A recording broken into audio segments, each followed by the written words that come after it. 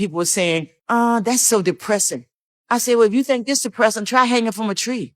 I decided to have a funeral for the over 4,000 African Americans who were lynched in the United States to close that chapter and move forward. America has to do the same thing to help heal this country. You'll get some pushback from people. Why you want to stir that up? It hasn't been stirred enough.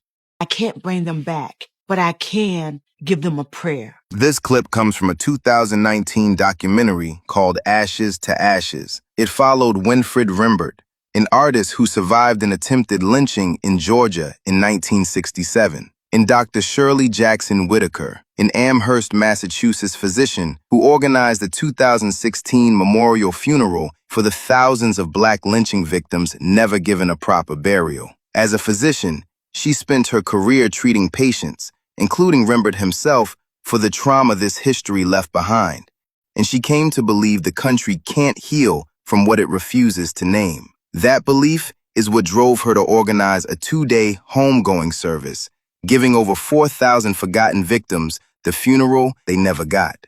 There's an African proverb that says, you speak my name and I will live forever. So tonight we will speak some names. My name is Mary Turner. I was the 19-year-old pregnant wife of the wonderful Hayes Turner. My name is Lawmer Thomas, and I am representing an unnamed Negro.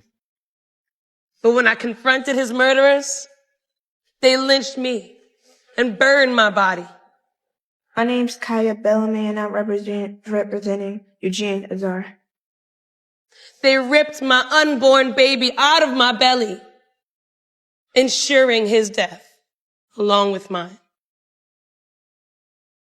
I am James Howard, and they told me I had a choice.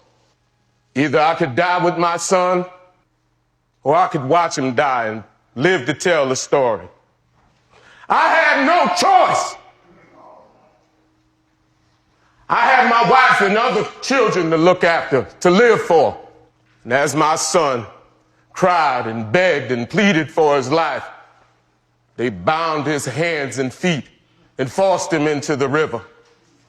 And as I stood, trembling with tears running down my face, watching my son sink to the bottom of the river, never to rise again.